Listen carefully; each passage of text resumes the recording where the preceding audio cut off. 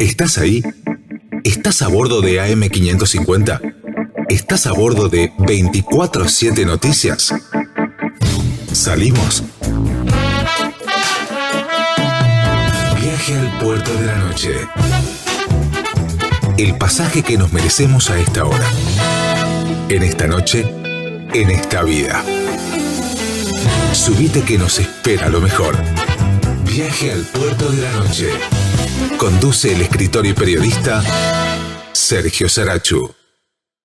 La idea fija mía desde chico era llegar a diseñar autos de Fórmula 1 y bueno, le pusimos garra y lo hicimos. Han habido muy buenos pilotos que yo tuve digamos, el gusto de trabajar, algunos un poco difíciles, ¿no? El más difícil de todos fue Nigel Mansell, que era una persona bastante difícil como persona, y como piloto era muy exigente.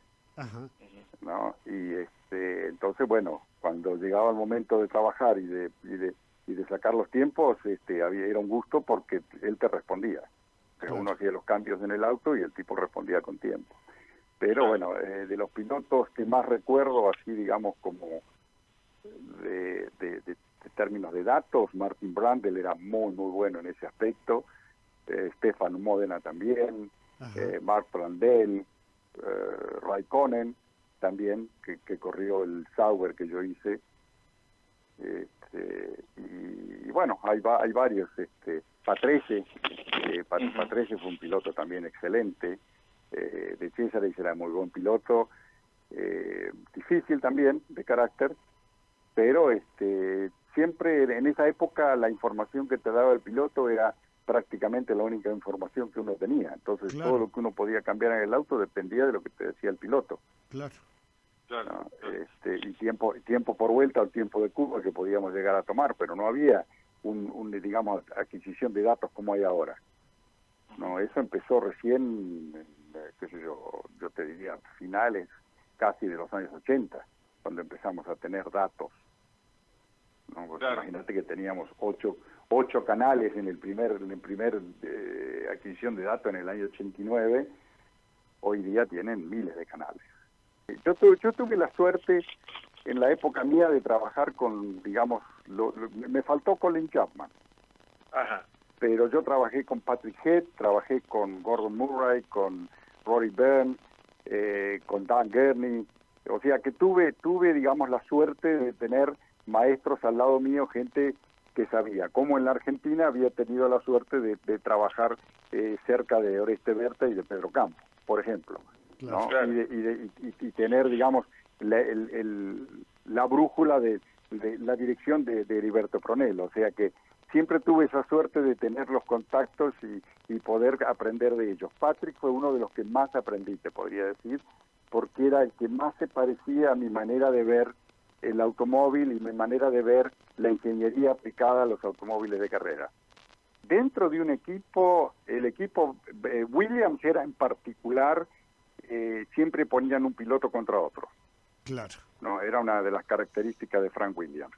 Nosotros íbamos a las reuniones después de las pruebas y después de las carreras, y era cómico porque estaban los dos pilotos, estábamos todos los ingenieros, Patrick, y de lo único que hablábamos eran de los problemas de roturas si habíamos tenido o durabilidad de algunas piezas o lo que sea, pero nunca hablábamos de puesta a punto.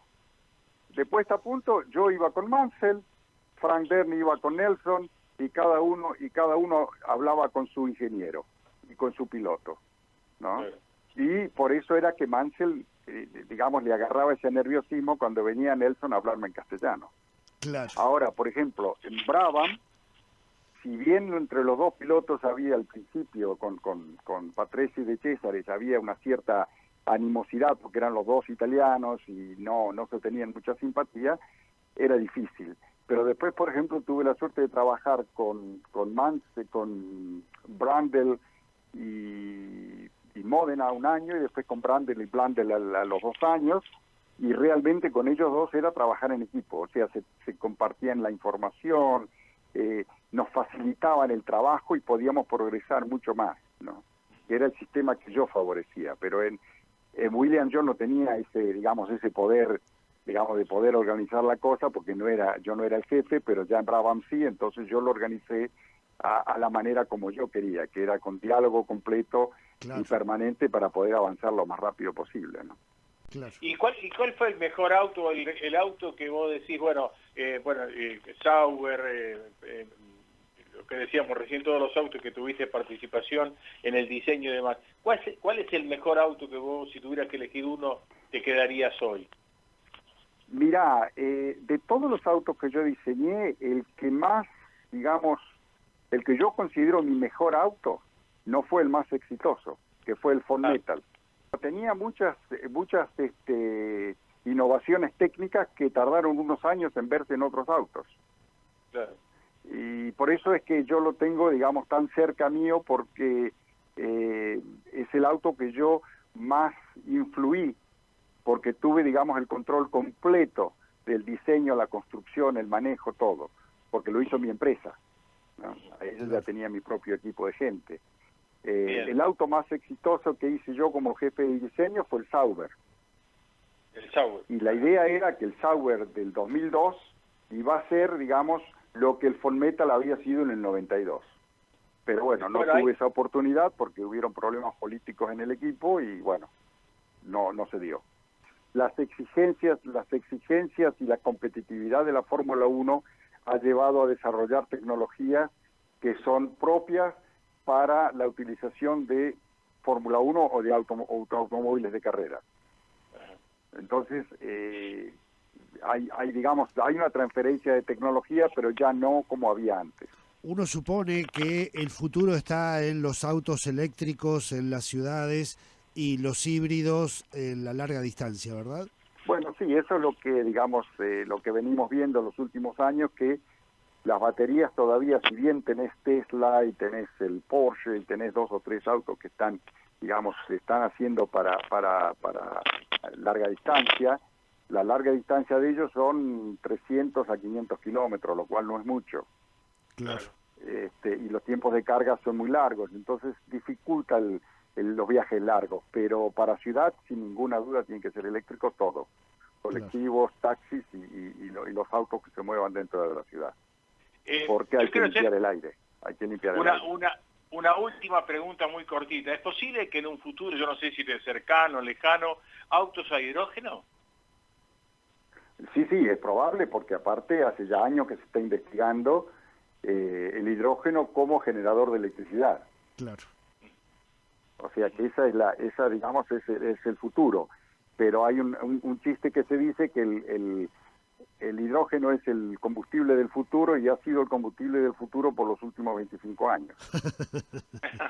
Claro. ¿No? Claro. Es una tecnología todavía que es muy cara y está en desarrollo.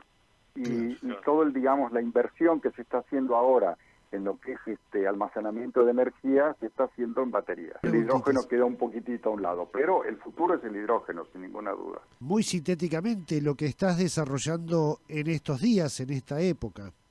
Y estoy desarrollando un colectivo eléctrico que casualmente lo estoy haciendo en conjunto con una empresa, con una fábrica en Argentina. Y estoy también trabajando en un desarrollo, o sea, como asesor, ¿no es cierto?, en un desarrollo de una de las fórmulas más importantes que hay en Europa, que la quieren transformar en eléctrica.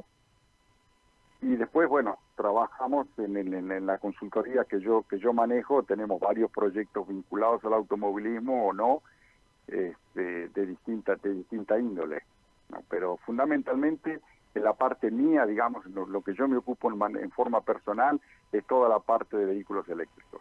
Claro. Y ya hace 10 años que me estoy dedicando a eso. Sergio Rinland, muchas gracias por recibirnos. Le agradecemos muchísimo esta charla también a Oscar Lorenzo Scalerandi, que consiguió los datos, que consiguió la comunicación. Ha sido un verdadero placer, Sergio. Bueno, igualmente para mí, y estar en contacto con Neuquén, obviamente, para mí es un gusto y bueno, es parte de lo que llevo en el corazón, es Neuquén. Viaje al puerto de la noche. Conduce el escritor y periodista Sergio Sarachu.